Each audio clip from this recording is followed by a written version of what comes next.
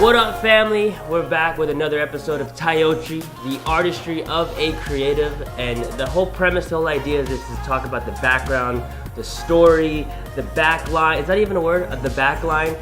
The whole backstory of an individual and how they became a creative, from their family to their history to their culture to mentors and teachers and generational this and that, all sorts of things. And we're bringing from dancers to, maybe we should bring in a chef one day. I just thought about that. Ooh, right? We should bring yummy. yeah, I know, right? Different artists. But anyway, so today we have a very special guest, a good friend of ours. Please welcome to the table, the home table right here. Give it up for Frankie Red, everybody. Welcome, Frankie. How you doing? Awesome. Happy to be here. Thank you so much for having me. This has been like a long time coming. No, it really has. I know. I would like on Facebook, like, Frankie Red, we gotta get an interview, and this was like 2 years ago. It was like back and forth, but hey, we're here now. That's it's right. happening, and I'm so excited. That's all that matters. Okay, so before we even dive in, I always ask somebody, if you guys haven't noticed, I always ask them to pick a Ninja Turtle, although they're like a little messed up. So Frankie picked Donatello, the purple one. Yeah. Tell me why you picked Donatello. I love Donatello because, first of all, he's a male rocking the purple. That's a big deal. Like, this is true. If he would have been pink, he would have still been my favorite. But he's purple. So that's the first thing. And the second thing, he's just the brains of the operation. This is true. Like, I feel like in every group of friends, you need that one awesome nerd that has your back, but can still tell you, like, the radius of your head. That's so good. Or the circumference. I'm not obviously the Donatello of the group. Oh, man. Oh, I love it. Okay, so Frankie Red is a spoken word poet, but she's been through hoops and valleys and all sorts of artistic journeys to get to where she is. So let's backtrack, okay? So let's begin with, like, childhood. What was going on in your childhood that helped, or I want to say inspired you to go into an artistic direction? Honestly, for me, it was always being around my father, who's very musically inclined. Mm-hmm. My dad was a musician. That's what he did in Dominican Republic. And were you raised in DR? No, I was born and raised in Miami, and then I moved to Broward. We moved to Jersey, New York. So my family just always nomads. Yeah, Gotcha. Kind of been all over the place. We're kind of like a gypsy family. Yeah, I get you. So I was always kind of adapting to different locations, new cultures, new people. And actually in elementary school alone, elementary school I think is like a 6-year career, right? Yeah. In 6 years I went to 4 different schools. Dang. In 3 different states. So it's kind of like, rough. 3 different counties. Yeah. So it was just kind of like a tough transition, but music was always the one thing that kept us together. Okay. Because my dad is just like really obnoxious. Like one of those dads that like play like super loud music and has like 1,000 instruments in the house. He's that neighbor you don't want. Yeah, or either you want him or you don't want him. Like either you want him because you want to come to our parties, or you don't want them because we're those noisy neighbors. Oh, that's so good. But it was always a good time. Our house was always like the party house. I hate to say that, but it's literally what it is. Like our house, my family, we always had our extended family over, cousins, uncles, aunts, dogs, cats. Everybody comes with their pets and babies, and it's amazing. But what was so cool was to kind of see, and there's videos of it, just to kind of see my family gather around the living room and literally play instruments to music playing. Yeah. And I'm talking like bongos, maracas, la guira, trumpet. I played trumpet in middle school for 3 years, and then it was funny because I started teaching my dad. Like he was my teacher for most things, and then I kind of like became the teacher. But yeah, I always just kind of played instruments. My dad was a professional percussionist in Dominican Republic, so being around that energy and that environment, growing up in a family that's always been dancing and doing competitions and things like that. My godfather, who's actually another big role model and male figure in my life, he was always kind of like there and teaching me different moves and telling me 5, 6, 7, 8 cha. He taught salsa cali, and that's like, oh my gosh. So when I was a child, my aftercare was my godfather taking me to the studio because he was my babysitter. Like, gotcha. So I grew up in that environment, and then of course that led me to kind of becoming an instructor or a dancer first, of course. And I've always wanted to be in the instructor role. Yeah. But I guess what it always came from was seeing all of my role models in those roles. Yeah. My godfather was over the studio, over the various dance teams. And it just looks so normal, to be in charge. So when I actually started dancing, I always wanted to try out for like the top most position.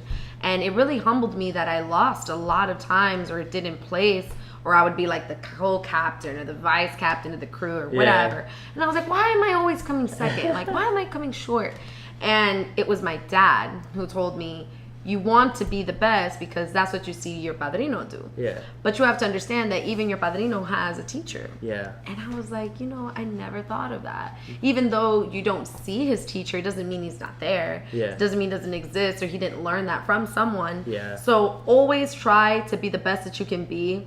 And yes, always try to beat the next man, but you are your biggest competition. Oh, man. So being around your family for the most part was just like passion and artistry, just kind of collectively, like your upbringing. Yeah, right? I mean, our family, we're Dominican and we come from an Italian background, so we're very like passionate people. Like when you come into our home, like my mom's hugging you, like like the dogs jumping all over you, like everyone is very just family welcoming. Oriented. Absolutely. And growing up in that environment, but being not just the loving family, but like the loving party family was like almost like the turn-up family, Yeah. But in the healthiest way possible because everyone came together. And we would do jams. And now that I'm older and I know what a jam is, I'm like, we did these in our backyard. Yeah. Like all the time. Like we would do like a cypher, a circle, just hanging out, jump in the circle, dance, battle each other, and then our friends would come, all the neighbors. So it became something that was like a thing to do, like to come over our house and just jam out. Yeah. And growing up in that environment and seeing that consistently, it was like there was always music. My mom can't clean without a track playing in the background, so subsequently I can't clean the house unless there's like super loud, obnoxious music.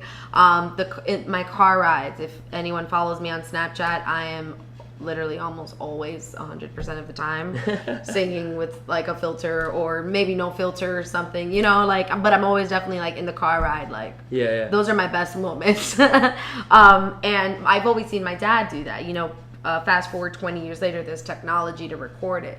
But my dad was that guy that you would stop and look at, and he would like take out his instruments while at a red light, you know? And I just think that's so cool because I can't really say that about almost anyone I know, like whose parent is that parent? Yeah. Like we are those people that bring a guira to a graduation. So just kind of like, dancing bachata and salsa, mambo, it was all cultural, playing instruments that were all cultural. I was always very like deeply rooted to just like our culture, like when it comes to really harvesting what are we about and what do we represent. So culture in itself was just a nature for you to be expressive in of itself. So like how did music kind of transcend into kind of what you do today, but how is that such a huge influence on your spoken word? Well, it's interesting you asked that because the transition actually kind of happened in church. I grew up in the church. I grew up Free Methodist my whole life for at least maybe 12, 15 years. And I was very involved in my youth group, plays and things like that. So I got into monologuing and acting, and that kind of just opened the door to different things because I feel like I kind of touched. You were used to being on stage in a sense. Right. Yeah. I was kind of like, I don't know. I was really that kid that would watch Selena and I know all the lyrics. Like my favorite movie of all time is Grease. Oh, I know all the words. I know all the songs and all the lyrics. I hate to say it, but me too. That's awesome. I love Grease. Anyway, but Grease is my favorite movie of all time. And when I think about those things, like, what were we talking about? Oh my gosh. How music was an influence. Thank you. Okay. So music, having just those first of all, having brothers, right? I have an older brother, I have a little brother, I have an older sister, and we kind of all grew up together, and then, like, you know, went our separate ways because we have big age gaps, but you grow up kind of with your siblings doing things that are fun together. Yeah. So we were all in the youth group together. We were all in the plays together. So it was always something we did as a group. And I said, man, I really want to kind of separate myself. How can I do that? Because we're all dancers, we're all playing instruments, and we're all acting. Yeah. Now, what's next?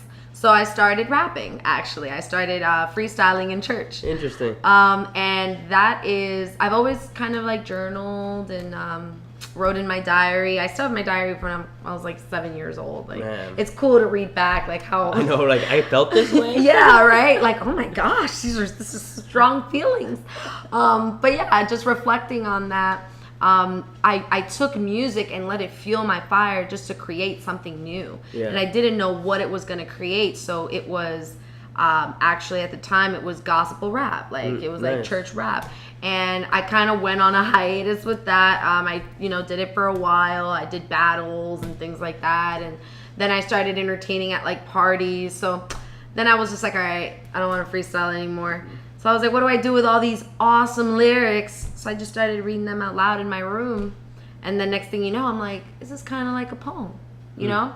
And then when I found out what spoken word was, I was like, wait, there's something more. Yeah. Because a lot of people don't know that there's actually a significant difference between poetry and spoken word. Whereas with poetry, it's more just like there's a flow or there's a pattern, or maybe not, but there's some type of hidden, content or way it's written. Yeah. Whereas with spoken word, it's kind of just more like raw, no flow. It's very free verse. It's this most free verse form of poetry you can get because you're speaking words. You can say, unscramble that it, and it could be correct in spoken word. Got it. But you cannot say unscramble that it in a poem and it be Makes sense. You know what I mean? Yeah, like yeah. it's not correct. So when you have those two differences, you say, well, you can kind of play with both of them. So that's what I did with my rap music. I just stripped off the beats that were in my mind or, the instrumentals. And I said, let me just do it just because. And it was amazing. I just kept writing and writing and writing. And I'm actually a freestyle poet today. And I do, some spoken word that's memorized and things like that. I write personal poetry, but my favorite type of poetry is always going to be freestyle. Even like letting my pen freestyle, which is just, I literally just open the book, take the pen, and just write what's on my mind. Like I don't even know what's going to come out, but the pen just like, it just becomes a beast. So what I'm interested in is how words became a huge, how do you put it, like like an engine for you, where like this inside of me, I have to get it out. Some kids at a young age, when it comes to expression, they do it for self-identity purposes, or they do it because this is their escape. But what was it for you that attracted you towards like words and using that as a form of expression? Honestly, I would have to say it was just wanting to be heard. I've always gravitated towards, and I said it earlier, Selena and J-Lo, and, even Britney Spears, like just watching them on stage and command a stage. But I knew I didn't want to do that. I like the dance part, I like the music part, but I don't want to sing. I don't want to rap. So what else is there? So there has to be something, because in singing and in rap and in hip hop and all these things, even in opera, what do they all have in common? Words, lyrics. So I said, what can I do with almost my journaling? Because it was really my journaling that became the rap music, if it, and even some of my diary entries were like reworded, and then that kind of grew into poetry. And I actually still remember like my very first poem when I was 10 years old. Wow. I read it in the morning on the morning announcements for for drug-free week, and it was so crazy that people were so blown away by that, because when I recite it today, I'm like, it was so simple. It was like such a simple concept. I can't believe it blew the way it did. And from then, really, I've been doing the morning announcements since I was like 10 years old in elementary. So people were always like, you have to be on TV, you have to be an anchor. I was like, no, I want to be a doctor and whatever. And then look, I ended up where everyone would tell me I would be. But who would have known, right, that like music was kind of that thing for me. And till this day, I can't write without music in the background. Interesting. I can't come up with choreography without warming up to another song, getting inspired by, and it could be two completely different styles. I might warm up to Hector Lavoe and then do choreography to Rihanna's Wild Thoughts. That just doesn't, you know. But it's the inspiration that comes from within the movement, the love for movement. And I kind of feel like my love for movement with dance is almost like the same love I have for movement with words. Yeah, let's talk about that. Like, how does that kind of transfer over from, like, you know, loving the expression of dance and movement, but now it's like this movement within words. Explain a little bit about that. For me, I always say poetry is really like my dance expression of words, you know. And if I can put my words into a dance, it would be whatever poem comes out of my mouth. And what that translates is what I'm feeling. A lot of my poetry, a lot of my content is very deep, you know. And it's not, and I don't want to say deep like cliche deep. I mean deep like it might even come from a place that is not me, you know. Like I'll rewrite someone else's story. And that to me is a beautiful thing, that you can rewrite someone else's story, or, you know, kind of provide a message for someone through something that, you know, someone went through. And then utilizing, you know, kind of just the movement of what they're going to feel and taking them on that journey. I kind of treat it like a movie. Like how a movie takes you different places with movement. I kind of feel like that's the same thing I do with dance. You know, when I'm dancing, it's just like, you know, let's move your arm this way, now bring it back, now take it out, you know. And it's like, well, with words, it's like, let's put up the volume, bring it down, and then slow. It's the same kind dynamic, of absolutely, right, absolutely. Now, that's the word. In this journey, has there been any any teachers or influences that you've had along the way? Wow. A lot, actually. And it's funny because they're all different from each other. My band director, still from middle school, Mr. Pittman, I still think of him. I still think of him telling me, you know, I played the trumpet, so and I don't anymore. If I got it, I could probably, you know, do some notes or whatever, but nothing like, okay, let's go to play for a marching band. But he always told me, and I don't want to like quote him like I actually remember, but I do know he would always tell me that there was just something about my spirit in the band room. And I never understood that. He was just like, you have just such a spirit. You have such a spirit, Frankie. And I'm like, okay, whatever. Like, is practice starting? Like, I was that kid. Like, I would be going from band practice to softball practice to dance practice. Like, who is she and why is she involved in everything? But I enjoy doing that because I don't know, it kind of just like, it fuels my fire to keep going and to kind of inspire in different platforms. Absolutely. So who other teachers or influence, like maybe even just maybe people you weren't connected with, or just people that you saw that were like, man, like that really makes me want to do what I'm doing? Oprah Winfrey, you know, is definitely a big, huge role model for me. I always tell people always ask me like, okay, you're Red Words, you have this brand, you do open mics, you dance, you do poetry. Like, oh my gosh, you do so much. What do you want to do with it? And I'm like, I want to have my own talk show. Like, it's a very simple, for me, it's like a quick answer.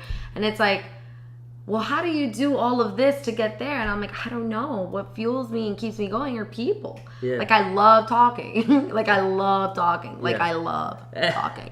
Like, I love talking, but I love people, you know? And I love almost like the seat you're in of like tapping into someone's brain and kind of, you know, when you went to the radio station and I interviewed you, like, that to me is fun. Like, I'm actually tapping into Brendan's brain. Like, I'm not just getting to know Brendan. I want to know like the artistic form of him. So for me, the influence of just those two, like Ellen DeGeneres and Oprah Winfrey, that is like my dream show. That's like, beautiful. If you can just cross those two, and I feel like with what I'm doing now and the projects I've done now and all the opportunities I've been blessed with are taking me in that direction. And with every new venture almost comes a new role model, really, because when I started doing poetry, one of my role models, Rebecca Butterfly, I've been watching her since middle school, and I never thought I'd run into her again and open for her, like on an opening lineup for a showcase, or actually have her booking me for shows, or whatever the case might be. And that's just like surreal. Like for some people it's like, oh man, my big break, 50 Cent. For me it's like, nah, Rebecca Butterfly from middle school, like I'm totally okay with that. So they kind of shift, but at the end of the day, the one person I always go back to is my dad. Is my dad. That's beautiful. I am such a daddy's girl, and I love him like with everything. Like, oh my God, he's my life. And my mom is too. I'm really like a parent's child, because I'm a mommy's girl too. It's weird, but I love them both equally. But the love I have with my dad, it's special because it comes from an artistic space. When I was a child, I used to draw a lot. I had watercolor paint. My mom used to let me do anything. And I was just always very artsy in different ways. Stencil, Lisa Frank, like blow pens. Oh my gosh. I had every art supplies, everything you can imagine. And till this day, I still do DIY projects. I love arts and crafts. And it's just so interesting to me to see those things when you were a child kind of translate to where you are now. It's like, who would have thought I would have like sewn patches on my own jacket and designed something from just coloring in a coloring book as a child. And my dad was always very supportive of that, and my mom as well. They collected all of my artwork. I mean, they had a treasure chest with almost like more than 300 pages, I would say, of just, and it's really trash, because it's like doodles when you're a kid, like all the scribble, scrabble. You think it's a masterpiece, but it's not. Those are the things they held on to, and that means so much to me, because that is like where it all started, even before I was able to learn 5, 6, 7, 8, before I was even able to learn what a beat was on the bongo drums, or, and kind of just evolving my artistic, I guess sense, because I feel like I've touched a little bit of everywhere. And I definitely give that credit to my father. I wanted to do acting. He was like, all right, let's go. Let's practice monologuing, watch novelas, take notes. And he was all for it. And I tried singing for a while. That actually went well. Did choir or whatever. And then I was just like, all right, Dad, I'm not that into it. And he was like, all right, no problem, next, And I even remember in middle school, I wanted to switch from trumpet to trombone. And he was going to let me, and it was my mom. She was like, no, that trumpet was expensive. You're not doing that. I was like, okay. And I understand, now, like, it's a financial strain, right? But my dad's like, you should have just let the girl do the trombone. Like, she could have done 2 instruments. Like, that is how he thinks. And interestingly enough, I'm like, well, Dad, like, was right. Like, I don't have any kids yet, but if I were to, I'd probably side like my dad. I'd be like, switch the instrument every year. Go crazy. Man. I love that. I mean, so from a young age, you just were exposed to knowing how to express yourself in many ways and experience things. And they say, especially as communicators, that we have interesting things to say, not because we create the interesting things, but because we have interesting lives. And when you have an interesting life, you have so many resources to pull from. It's like cooking, and you just have all these different recipes and seasonings that you can pull from. And I think it's beautiful that you are the individual that doesn't just create from, okay, I'm in the books and I'm studying. You're creating from a lifestyle, from everywhere that you experience, and that's beautiful. And what I really want to know too is, because as a communicator, as a female communicator, especially in the generation that we're in, it's so important to have female voices speaking upon various subjects. So how does that feel for you, or how does that even motivate you to continue as a female, but bringing some sort of female empowerment to our generation through words? Honestly, I'm all for, just women empowerment. In college, I actually started a group called Sister to Sister, and I was the founder of that, president for like 3 years. And my role model in that group, or she was like my advisor, she always told me there's something about your energy that you can pull people together. But I was like, but I don't like working with women. And I kept saying that to her. She's like, but you have to let that fuel your fire. I'm like, no, like I don't want to. And I was being so stubborn. I was like 17. I just graduated high school. And she's like, okay, fine. Do it your way. Rock out. This is your organization. Do it how you think it's best. So I was working with women, but I just went about it the wrong way. I was just like very controlling. I, didn't delegate properly, or delegation to me was more like being someone's boss and, talking down to them. And I really learned from that, because I learned that those same women that I almost mistreated kind of grew from that and taught me to humble myself all the time. Interesting. And to always grasp on to like those little pieces of advice that you get. Like I always say, like, one of the most organic, cool things about New York City is running into all types of people. And one of my favorite things to do, like when I would be like late, like in the subway station or whatever, was like literally talk to like a homeless person, like for real, talk to them. Or even today, and it is scary, because you don't know what you're getting yourself into, if you're running into danger. So I get it, but if you feel that like the energy is just telling you, like, talk to them, like they might want to talk to someone, you will be surprised at their stories. And a lot of women that I look up to, I'm really surprised at their stories, and I'm like, well, how did they get there today, going through everything that they've gone through? So I kind of feel like it's my duty, like to ensure that I am paving the way for those that are looking up at me, because I've been through a lot of tough situations. I've been through homelessness with my family. I put myself through college. I was a first generation, college student. My parents are immigrants to this country. Little brother, was kind of caught in the crossfire, but divorced, kind of during his high school time. So all of these things play a role in my life and in my head. And when my father started getting sick, I started getting more responsibility, taking care of the family. So I said, if I want to be successful and I want to make a name for myself, I have to make sure that I'm not just empowering anybody. I have to empower a demographic that's literally in need of healing, and that's women. Because women literally we're broken. We've been so broken, so heartbroken. I've been through situations in relationships, and it even reflects through some of my poetry. I have a lot of poetry that's like, I have this one piece called Survivor's Letter, and it's very dark. It's like it's from a dark place, but the story is told from the perspective of a woman who has overcome domestic violence and is writing a letter to her abuser, essentially. And it's so angry. And I never really pointed out in the poem that I was actually the protagonist in the story, and the story was about me. But when I conclude, or sometimes even when I introduce it and I mention that, people are like, I would have never known. And it's like, that's the empowerment. Don't look at all this friendly, cool, curly hair and awesomeness and think that I didn't go through something too. We all have that story. We all have something that we can share with someone to bring them, kind of into the light. And women are in a really broken place. So for me, it's super important to make sure that I don't go back to that college leader I was, thinking that, I just don't want to work with women.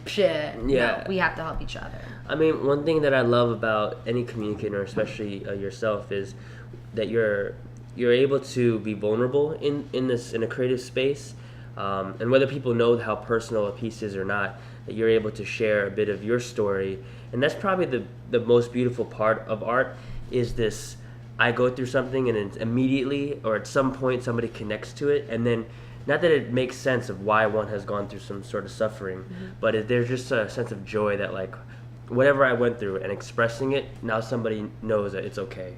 Like, that you're not the only one. And one thing that I really love about your work is how you touch on not just topics from the emotional standpoint, but you touch on a lot of political points too, as well. Can you share a little bit about how that's a huge driving force for you, and also just a joy that you enjoy to do?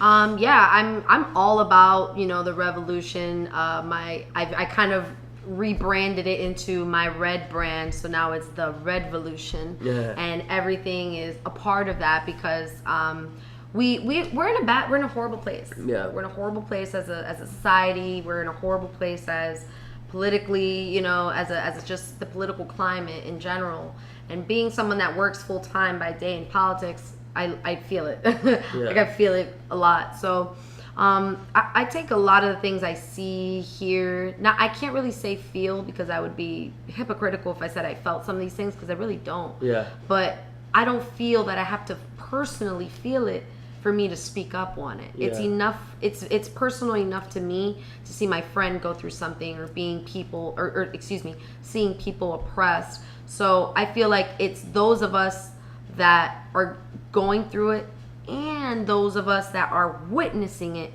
that have to come together and speak up on it. That's good. Because it can't just be the person, you know, the oppressor. It can't. Like, you have to have someone backing you. It's just like how a jury works. Yeah. You know, you can't just have one side. You can't just have, you know, everyone thinking or swaying one way. There has to be some form of, you know, discussion there where we come to a consensus. Yeah. And we're never going to come to a consensus as a community if we don't see eye to eye. And I kind of feel like that's what I do with my poetry. I bring in both sides. I have a very raw, unapologetic side of Red Words that's like very... This is like, how it is. Yeah, this is just how it is. It's very, you know, no feelings, very gut-wrenching, honestly. And then there's this other side of Red Words that's just very like, hear me out, you know, like, connect with what I'm saying, like, feel it in your soul. Yeah. But I'll put them together in one piece. Yeah. And where did politics fit in? Like, how did you get into that to where it's a huge part of your poetry now? That's funny, because I feel like, I don't know, I'm a big oxymoron. Like, everywhere people say you're gonna end, I'll be like, nope, and then I end up there. Like, people were telling me in college I was gonna end up in politics. I was in student government, I was interning at the Capitol, but I'm a journalism student. Like, why are you interning at the Capitol? Why are you even in DC? Yeah. Like, that's nothing to do with journalism. But because I'm such a free spirit and I just love life experiences, I put myself in those positions because I want to know. Yeah. I want to be informed. I want to make a difference. And I want to see, where is it that Frankie Red could make the biggest difference? Yeah. So one of those things is politics, but I don't want to necessarily be a politician. So what I take with what's happening in politics is I just observe and kind of report. So working in, you know, the space of public office, I work for a state rep full time. Sometimes I'll read articles or things will come across my desk that are just like, this is happening again, or like a protest or something. And, you know, we get a lot of constituent calls about safety and things like that. We live in a very, our district is very urban. So honestly, like just the day job aspect and feeling the heaviness of our constituency translates in my poetry, because I'm like their social worker. I'm a constituent case worker. Yeah. I'm their liaison. So it's like I'm transmitting your message and trying to assist you through the system, but I'm also trying to assist you artistically. I'm not telling your story by name. I'm telling your story for the masses to know this is happening. Yeah. So I think it's all about awareness, honestly. You know, just kind of letting people know what's going on and bringing them together. Because I've noticed, especially in the last couple of years, you know, just knowing you, that a lot of your work is kind of based around that.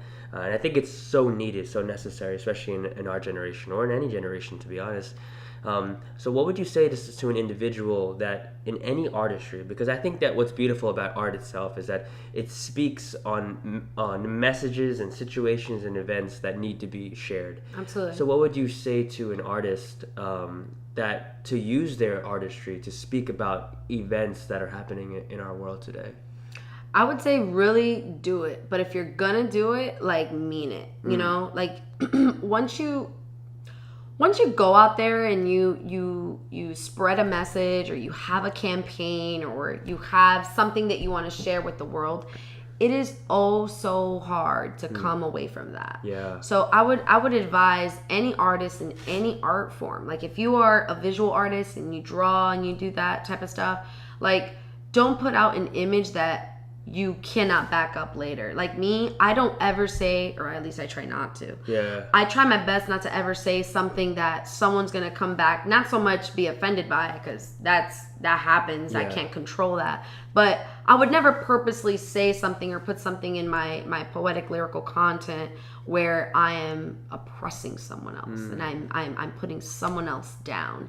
And even if I do with a bar where I'll say, like, I have a line where I say, I feel so sorry for you. Matter of fact, no, I feel sorry for our earth. I feel sorry for our planet, for your presence on Earth.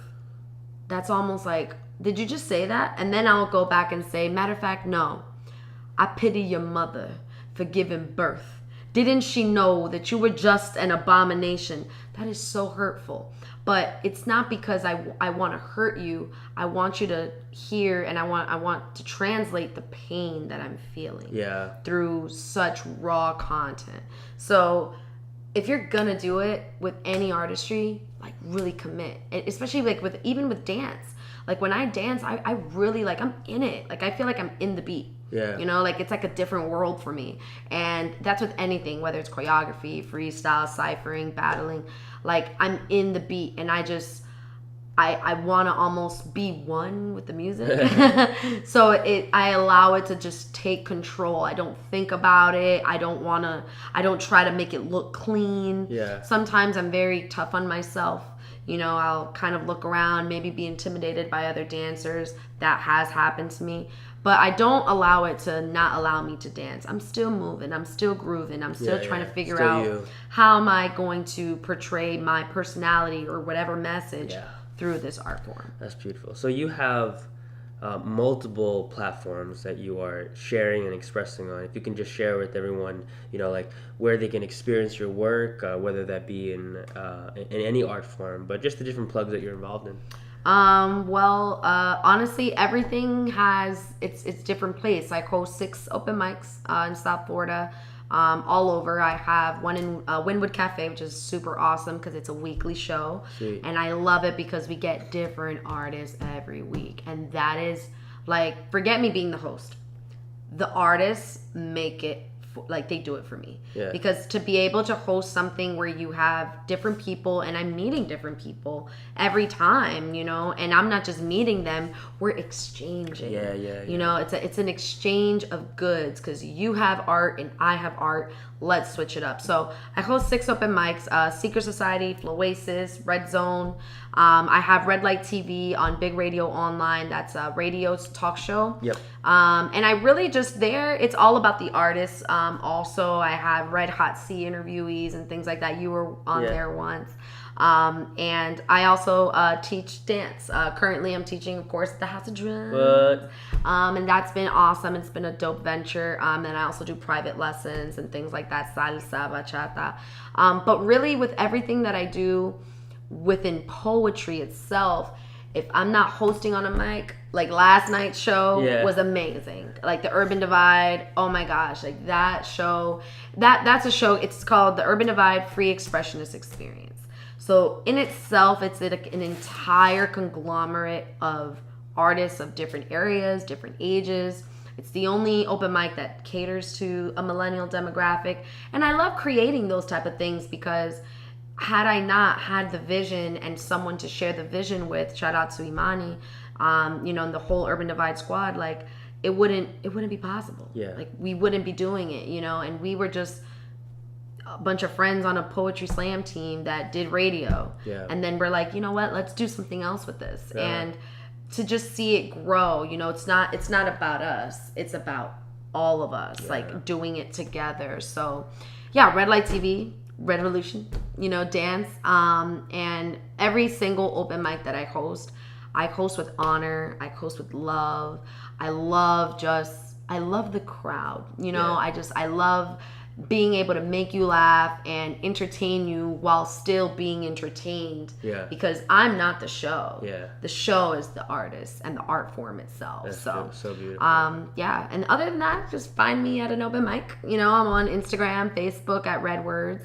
I post all of my shows, or someone's posting it for me, a flyer, and I'm humbled. I have a lot of awesome opportunities opening up, a lot of dope features, and I just can't believe it. Like, I think that's the coolest part about it, is like the shocker feel. Like, I'm featuring, this is real. Like me, like I'm traveling, like no, but it's definitely, it's humbling, it's fun, and it's just exciting because every day is different. That's beautiful. All right, so I ask everybody this towards the end of the conversation. If you can explain your artistry with only one word, what would it be? You can explain the word after, but with one word, what would it be? Heart. Good choice. Explain. Because, well, actually, for two reasons. So the word heart actually is he, and then art. And what keeps me going is always going to be God. And to me, my heart is art. So I really look at things a little deeper. So I'm like, the word heart is like, he is art. Beautiful. And that's just it for me. Oh, that's so good. Man, Frankie Red, everybody. Thank you so much for joining us in the conversation. Thank How can you. people get in contact with you or follow your work? Honestly, I have a dope number now. I'm really proud to say it out loud because it's 754-800-4RED.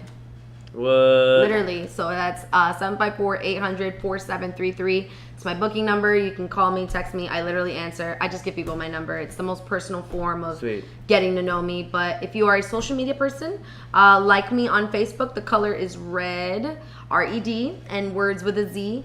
And then on Instagram, same thing.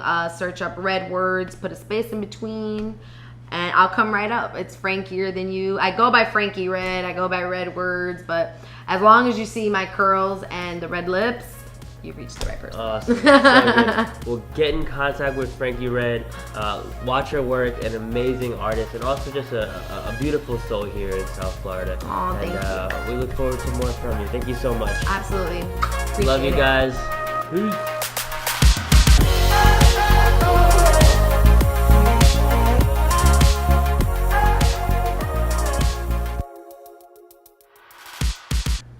That's awesome. This is gonna go deep. Yeah, it's gonna. Oh shit! I look forward to that line every time.